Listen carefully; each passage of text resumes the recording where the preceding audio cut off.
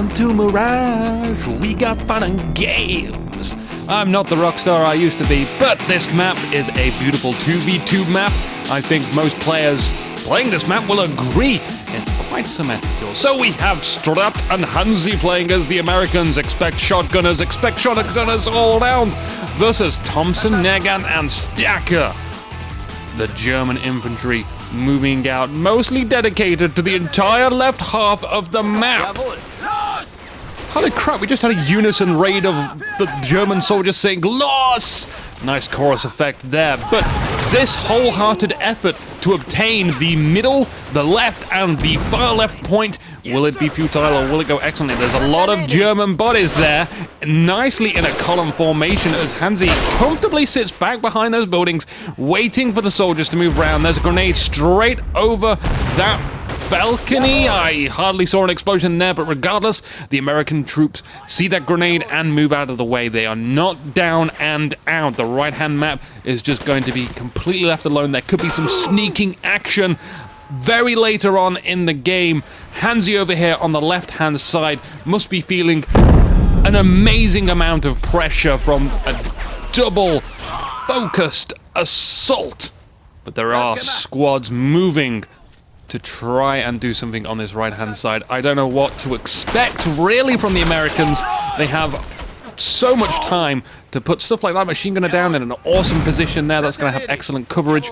You just see there's hardly any cover there. Oh, left-hand side getting a bunch of sandbags down. Also taking some grenade fire from the Germans and returning the favor as well. Yeah, there does seem to be some lag, Handzy 66. But that's what you get when you live in Australia! Magical land. I think they might have some, I don't know, griffins there or something. I'm hearing shotgunners, by the way. It's around here somewhere. Is that guy's firing through double windows? What the hell? He's got some amazing accuracy. The shotgunner about to throw a grenade of his own falls over, tripping balls into faceplant mode on that building. And again, we see that this position is just a death trap. There's so many American troops that are just placed behind cover. Now they're moving up. They're going to seize this territory. Only that building is stopping them. Really, like, for once, maybe the Americans might be beneficial to destroy those buildings right here in this zone. Just because they had early access to it. But it's really going to depend on their ability to defend and the Germans' ability to assault. That all really comes down to the players themselves. The shotgunners will be a big help on this map for holding down locations around the urban areas. Strat, with his shotgunner troopers sitting in mid-open. Now that is like a comfortable range for a shotgunner to operate in, but the AI just ain't gonna fire. A large squad is moving and descending upon this assault zone. It's almost like that ample amount of time that they had wasn't enough to set up these defenses. That building does get in the way. Sandbags going down for the Germans on a horizontal axis, so they should be seeing anyone that comes around there. But the grenades are a big problem here. Like, grenades are just constantly thrown over the top of this building. You will see it on every single game of Mirage. There are always going to be like at least one grenade which passes over that building. It's a no-brainer there. The J is up and about. Is it going to make its impact?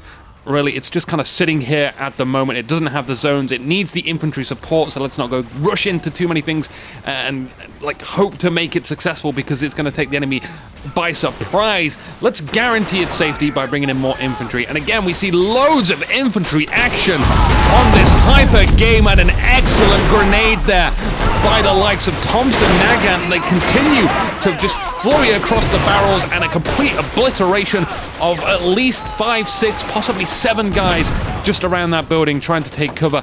I don't know how any of the American troops didn't prevent that from happening, but certainly no one wanted to save those guys. They weren't microed out of the way there. More grenades back behind that building. The sandbags are down. That MG42 is nice and comfortably secure behind that area. It's going to have that region on lockdown. And funny enough, even though the two players focused on the German side, like on these 3 assault zones on the left and center, like it just, they haven't got it. It's absolutely insane. Just sending in like more troops is not enough. And maybe it's the shotgunners. Maybe it's the shotgunners. It certainly isn't that AT infantry. blasting a hole in that wall. The J not dodging the second shot, however. The J is now out of action, and where were those German soldiers actually trying to protect that? I mean, there were certainly guys there. It's just that they didn't really get that 80 infantry soldier, and well, that's very important if we can annihilate that 80th soldier, if we can claim his bazooka as well, which is always very hard, by the way. Generally, like, bazookas are not dropped in an easy-to-grab position, usually around buildings and stuff, or out in the open where everyone can see, so great plays from the Americans, half-assed assaults on the left by the Germans, and continuing the death streak. The unconscious guy gets back up. Double Goliath. P. Oh, wouldn't you like a Goliath P? It'll be like a Calliope which shoots Goliaths, but a giant Goliath chassis which explodes when someone tries to AT grenade it and kills everyone. I don't know, I'm just... Maybe I should have been the inventor for the Germans of weaponry, but that could have changed the course of history, and I've already done that once so far. I'm really interested to know what the purpose of these Goliaths are. I think perhaps Thompson and Stakor have just decided to throw this game completely and say, well, we may as well make it entertaining. There's still a half-track out there. Half-track is serious business. There is a survivor within. We'll have to find him behind that black smoke and fire. But the second Goliath, can it hope to be achieving much more than its predecessor? I don't know. Maybe the ancestors will favor that Goliath, maybe they won't. All I know is this half-track is looking a little bit better than that Panzer III J earlier on. Well, minor improvements can be not running over their own soldiers, but in comes that bazooka straight into the side. That lack of infantry knowledge just around the building, charging vehicles first, and a Stuart is in the background. This area is going to be extremely problematic for the Germans. But there is always that reliable Goliath, eagerly awaiting an opportunity to win the game. Sandbags down from the Americans, good stuff. It seems like they're seizing quite a lot of cover now and denying it from the Germans. It's interesting, like, mostly when I talk about cover, I always think about destroying cover, and like buildings, getting them away, especially with the Germans when you've got these really hyper long-range weapons. Maybe that's what the Goliath wanted to achieve there. Unfortunately, he's no Goliath expert like I am. Oh yeah, I'm proud to say that. You have to have the Goliath like some distance away from the building to actually obliterate all of the building. If you put a Goliath inside of the building, for some reason the entire building doesn't blow up like you would expect it to. It's very odd physics, but hey, at least this game has physics. We gotta love that. There's some window opportunities sought by the Germans, however. Easy grenade opportunities and excellent shotgunner positioning just denies those Germans access to that building. Remember when I said we're going to see shotgunners in this game, or probably going to see shotgunners in this game? We're probably going to see after this game something along the line as FFS shotgunners OP. Oh, holy crap, that just reminds me, I've got my map to actually produce out.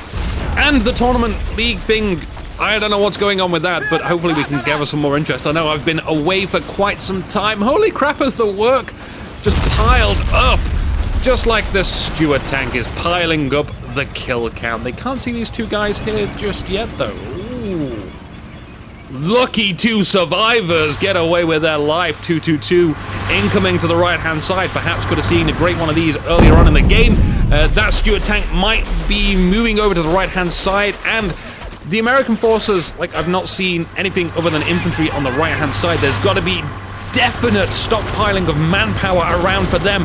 They can bring out hero units as well. I mean, really, if they wanted to, they could probably bring out a Sherman, or they could use their hero points to bring out a Sherman Crocodile. And really, like, depending on how much manpower or how little manpower the Germans have, the only thing that they could really field would be Armada 3 roughly around the same time to deal with that, which would be fine for dealing with that tank. But the problem with Armada 3 is it has no real offensive capabilities for infantry. It has HE shells, yes. The definite issue here is really getting out infantry into the zones. It's just death upon death for the Germans. They're going to run in here.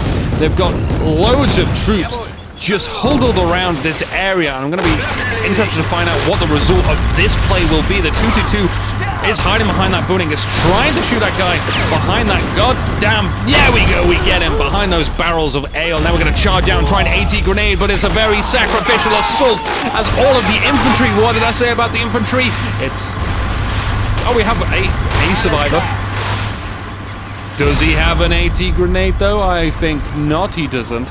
And the 222, of course, unable to do anything about that. The J set upon the hill could not... Oh, it seems to have blown a hole through that building, though, trying to get access to a clean shot on that Stuart. Interesting second half-track movement on the left. But Brandenburgers are coming out here. Oh, they got the Stu! The Stu is down, the Stu is hull damaged, and again providing excellent cover opportunities for both Germans and Americans alike. Unfortunately, though, there is another tank in the field. The J appears damaged. The pack is waiting for a good clean shot as well. That Crocodile, as expected, is just going to burn everything. Even its own troops, it appears. Well, we don't need them. Pro plays by freeing up some of those command points, let's say. Let's call it that. Keep your eye on the score, by the way, because it's 64-0 in favor of the American forces. Handzy and Strat picking off loads of infantry there. That Crocodile just isn't really going to have a problem dealing with anything assaulting this right-hand side. They should probably change their combined efforts to a different zone. That is definitely attacking probably the most hyper-defense area the Americans have so far as a result of the continuous and reckless assaults brought by the Germans here. I can't see this game holding on for much longer. Obi-Wan, you're our only hope at this point. In fact, no, we're gonna say GG. Thompson, Nagant, still being friendly-mannered. The Crocodile still running over its own cover and own men. Another J brought to the field as well. It's so hopeless for them to do that. And now it's just like, well, you said GG. I can recklessly run in here. I can do all sorts of good burning action time or perhaps do a little mono a certain victory against the Panzer-free J. Burn a few more guys behind the sandbags. Drive through this building. Oh, it's a wonderful day to be that particular Crocodile. And now it's doing donuts inside of that building. That poor, poor person living inside that home. It was a quick, furious battle, but certainly an entire, overwhelming defeat for Thompson and Stakor. Join me for the next game, guys. It's a best of 3. I'm Inuki. See ya!